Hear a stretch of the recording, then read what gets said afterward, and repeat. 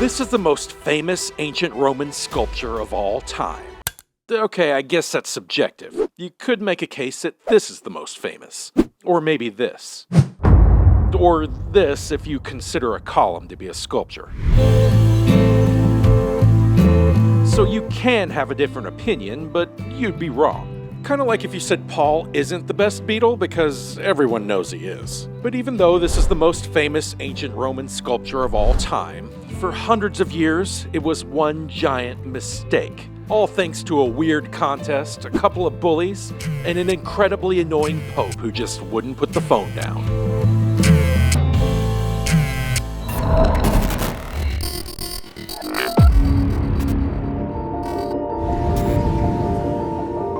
So who are these people being squished by snakes? Well, that's Laocoön. Don't forget the umlaut. And these are his sons. Hence, a sculpture named Laocoön and His Sons. Original, right? And unlike this, or this, or this isn't just famous because of who it depicts, or because it survived. It's famous because it's always been famous. But before we get to that, we need to go here. I take it you've all heard of the Trojan horse, famously featured in tales of the war between the Trojans and the ancient Greeks. As the story goes, the Greeks pretended to give up and go home, leaving a giant horse as a trophy for the Trojans, who brought it inside the city walls. But the horse holds some hidden cargo. A man named Odysseus, that's Ulysses in the Roman version, along with his Greek buddies, pop out and start a whole lot of murdering, winning the war. Now, this is a really, really old story. Here's a vase from the Greek island of Mykonos going back as far as 670 BC. You can even see the little Greek dudes hiding inside. But the most well-known variant of this myth probably comes from the ancient Romans in the form of an epic poem by Virgil called the Aeneid. In this version, a Trojan priest named Laocoön knows what's up with the horse. He doesn't believe the Greeks have really quit, and he's more than a little suspicious of their gift. I'll quote a bit of the Aeneid here, just because it's f***ing awesome. Laocoön, followed by a numerous crowd, ran from the fort and cried, from far, aloud, "O wretched countrymen, what fury reigns? What more than madness has possessed your brains? Think you the Grecians from your coasts are gone? And are Ulysses' arts no better known? This hollow fabric either must enclose within its blind recess our secret foes, or 'tis an engine raised above the town to o'erlook the walls and then to batter down. Somewhat is sure designed by fraud or force. Trust not their presence, nor admit the horse." Laocoön flings a spear at the Trojan horse, but soon meets his fate. The goddess Minerva, that's Athena to the Greeks, punishes Laocoön for trying to expose the deception. She sends snakes to kill Laocoön and his sons. This is actually a fresco from Pompeii, showing what happens when you open your big mouth.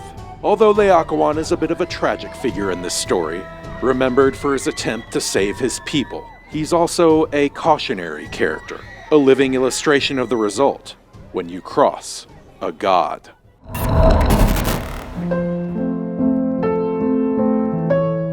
As I said, this is the most famous ancient Roman sculpture of all time. Not this, or this, or this.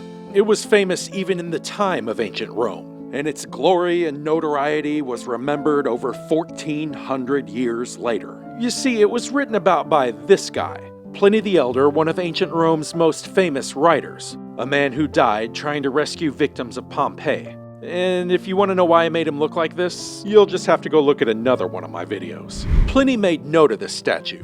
He saw it with his own eyes. In his book/encyclopedia known as Natural Histories, he writes about how some statues simply can't be attributed to one single artist. Such is the case with the Laocoön, for example, in the Palace of the Emperor Titus, a work that may be looked upon as preferable to any other production of the art of painting or of statuary.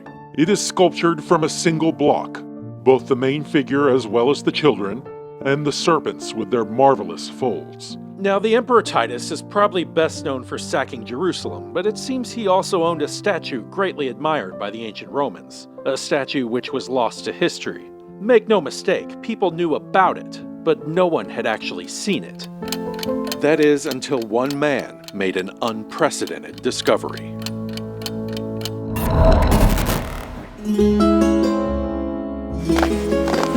Let's jump ahead from ancient Rome to less ancient Rome. Rome in the year 1506. Rome, whose most famous resident was probably this guy, Pope Julius II. Now, if you haven't heard of Pope Julius II, you actually have. He's the guy who had a rather contentious relationship with an artist by the name of Michelangelo Buonarroti, and pretty much forced him to paint the ceiling of the Sistine Chapel. Oh God, what? Michelangelo? Yeah, what do you want? When are you going to start that painting job I told you about? Look, we talked about this. You already got me working on this giant tomb of yours, and I don't know when you expect me to get all this done. You keep calling and calling and calling, and it's so distracting. And The battle between the two at least partially had its roots in this. A massive tomb the Pope hired Michelangelo to sculpt for him. And the Pope basically ghosted him after Michelangelo bought the marble and came looking to get reimbursed. And the Pope's chief architect, a guy named Bramante, was running interference and blocking Michelangelo from speaking with the Pope at all. So Michelangelo gets super pissed and takes off. He hops on a horse and leaves the Papal States behind, but the Pope sent some dudes after him. Now, Michelangelo had a bit of a temper and was also known for embellishing the truth a bit. But here's an exact quote from the man himself when he told the story to his biographer. And I'm including it because it's probably one of my favorite quotes of all time. I told them I'd kill the first one who laid a hand on me. You should have seen them look at each other. They knew I meant it. None of them was prepared to die. They hadn't counted on a fight with a lion. They'd figured they would find a whining, penitent artist coward begging for mercy. Well, they saw another side of Michelangelo Buonarroti. The artist and the Pope eventually make up. Kind of, though they repeatedly butt heads. And in the year after this incident, 1506. Yeah. Michelangelo? Yes, it's me. You know I'm busy. Why do you keep... Michelangelo? Yes. Look, I really don't have time to talk. I've been up all night working Someone found a statue. What? Someone found a statue. They said you should probably come and look at it. What? Where? Why didn't you call me earlier?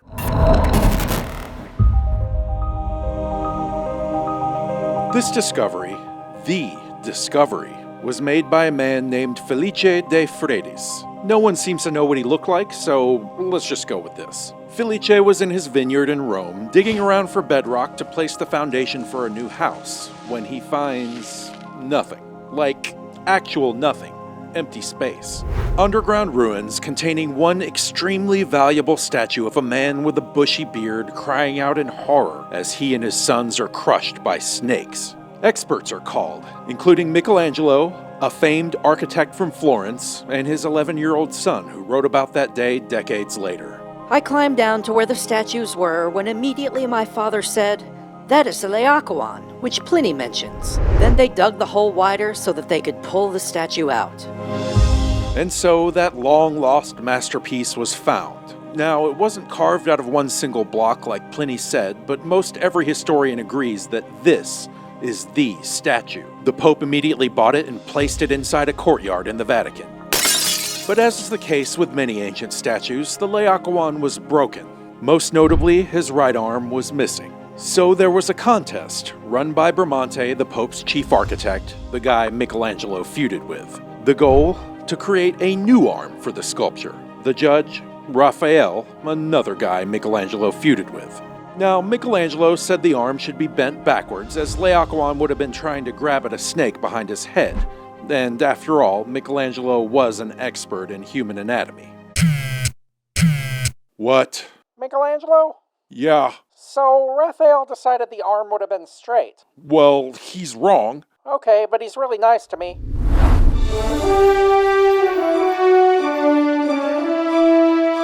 Raphael's winner was this guy, Jacopo Sansovino. And if you haven't heard of him, well, no one would really expect you to. Not that he was a loser. I mean, he did win this contest after all, and he was an accomplished sculptor and architect. It's just hard to stand out in the Renaissance when you're known for buildings like this, which is next to I think you get my meaning.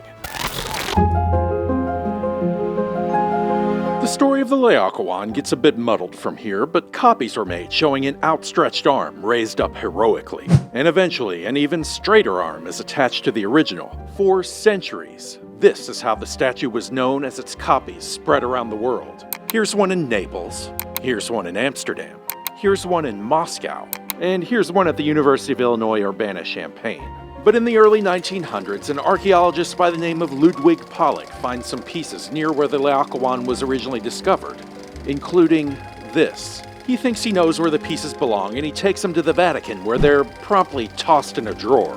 But in 1957, someone finally took a closer look and found that a drill hole in the arm matched up perfectly with one on the statue. Now, I do have a bit of a confession to make. I've photoshopped all the images I've shown you of this statue until now.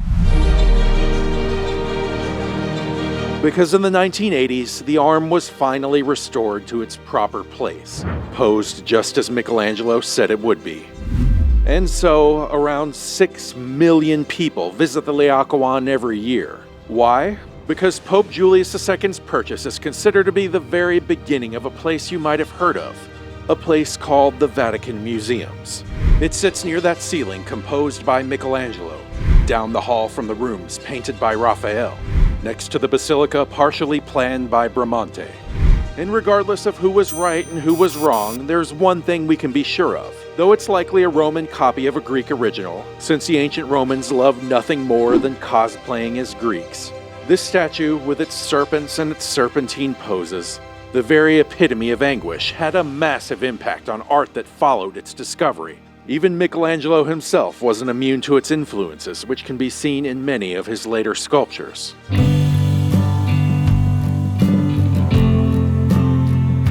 But if there's a lesson to be learned here, aside from the fact that this is certainly the most famous ancient Roman sculpture of all time, it's not that you should always listen to Michelangelo. It's not that you should be careful when it comes to upsetting the plans of the gods. It's that you should always, always remember that Paul is the best Beatle.